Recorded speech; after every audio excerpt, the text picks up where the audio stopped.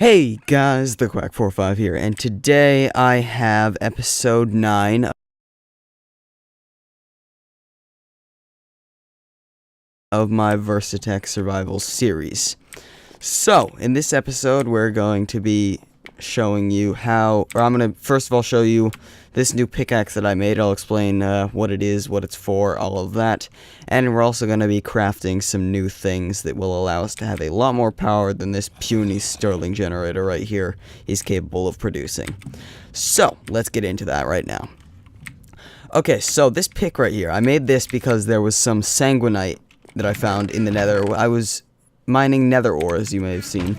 Or in the end of last episode, I was mining nether ores and I got sanguinite, which is this stuff right here.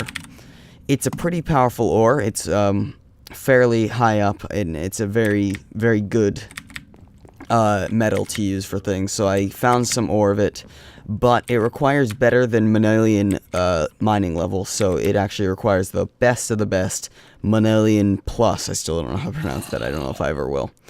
And because the level of this pickaxe of Duke's, the Orichalcum pickaxe, has already been boosted, I decided to make a pick out of adamantine, which was that stuff that I found out by the asteroid nearby. Adamantine, there we are. And yeah, so I decided to make a pick out of this because it would provide a Manelian mining level by default, and then if I boosted it, which I used, I boosted it by mining a bunch of netherrack, and that would get me Manelian plus, which is the best of the best you can have. So I made that. It did take one of the 2 adamantine ingots, and I'm probably gonna have to use the other adamantine ingot over time to just repair the pickaxe, and I'll have to find some more eventually. So I'm not gonna be using this pick for much, but it is a good pick, and it's pretty powerful pickaxe. There's some logic that went into it. I crafted it with a obsidian tool rod, I think it was, adamantine head, and I think Manelian, what was it?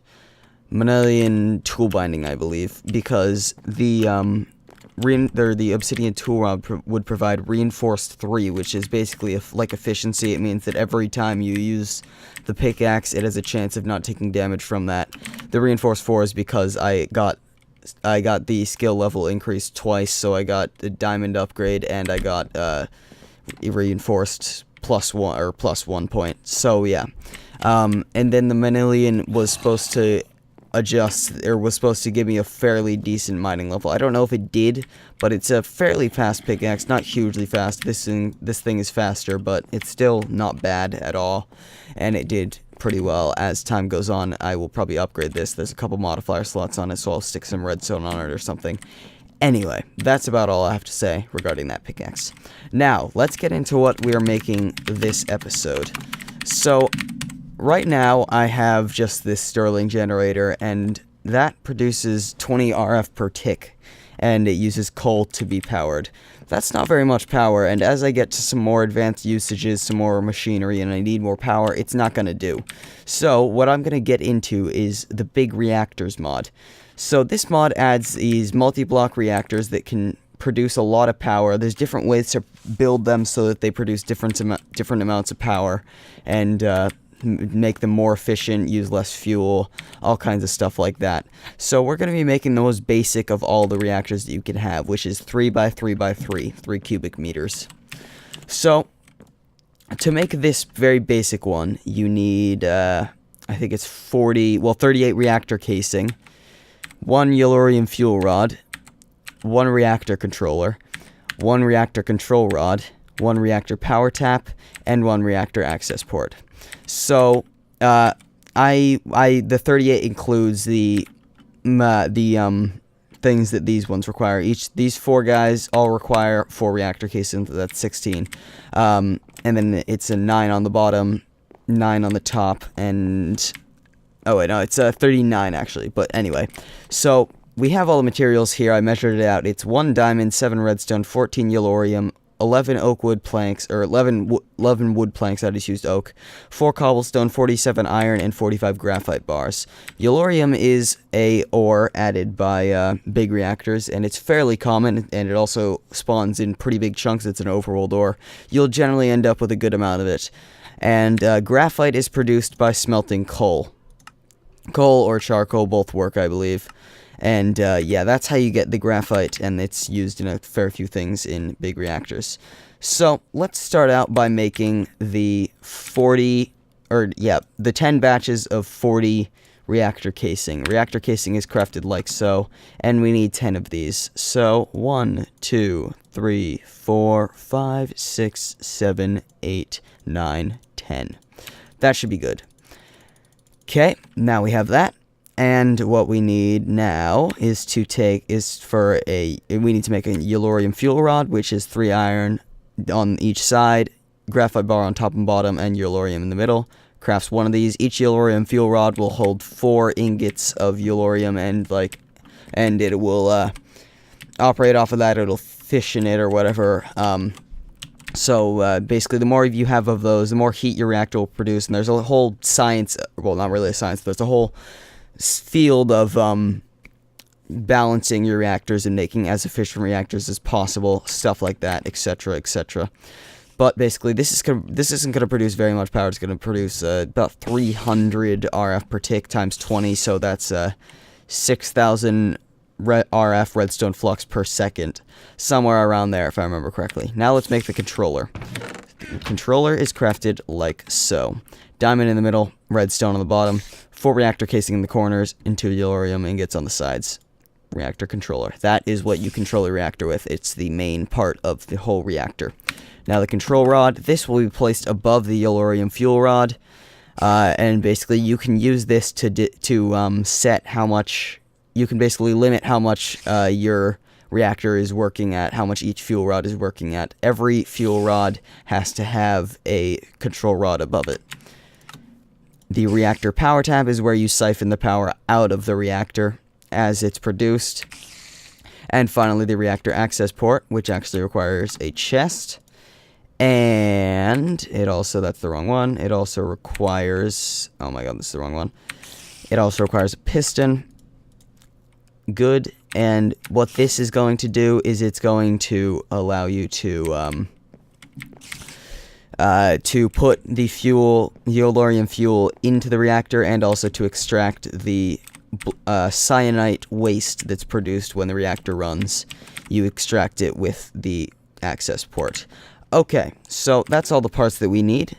At least it should be. We'll find out. I will be back to you when I've dug out the area, and I'll show you how to build it.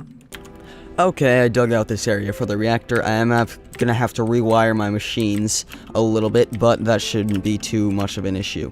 So, let's get started in building this thing. So, you start out with a 3x3 of casing on the bottom. This is, of course, for the most basic reactor that you can have, which is just a nice little 3x3x3 that will have not much at all. 1 power tap, 1 control rod, 1 controller, well, obviously 1 controller, and 1 access port. You can have more stuff, more of some of those things, but you don't need to. And then, like this, I'm just gonna have it this way. Yep, that should work. Oh no, I'll put... No, power tap is gonna be right there, and the fuel rod is right here in the middle. Okay, good. And, now, up here... Actually, I'm gonna have to have the access port right here. Good. Yep, that looks fine to me. And actually, this system's not gonna work. I was gonna build it like this, with stuff on top, but I don't think this is gonna work. We'll find out. And then you finish it up like this. Oop, what's going on? There we are. And control rod, and let's add the controller right here. Does that work? It does not. Okay. So I'm gonna have to rethink this a little bit.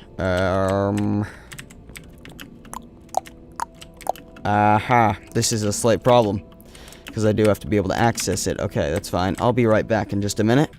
Okay, we're back. I dug out a nice little area back here that I can fit my access port in. Can you tell this is a bodge job? Because it's a fairly extreme bodge job, in fact.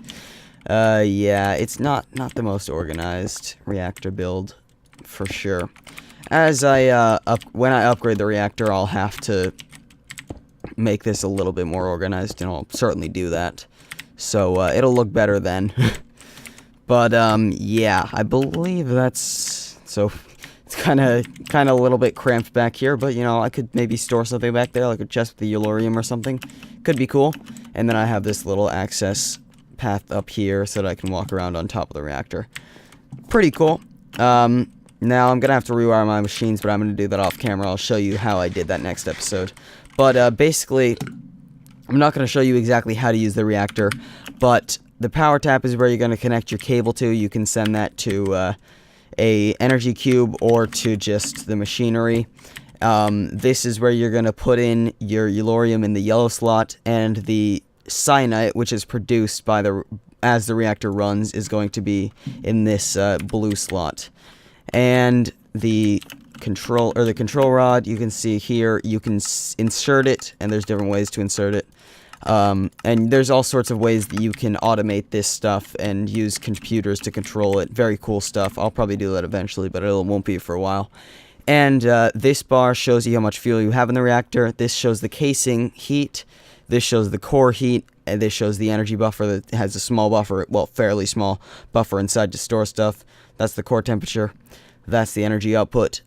That's the fuel burn-up rate, how much fuel is being used, and that's fuel reactivity. All of what that means is, I'll cover that in another episode as I show you actually how to use the thing, but I'll do that after I get everything set up and the whole reactor connected and stuff.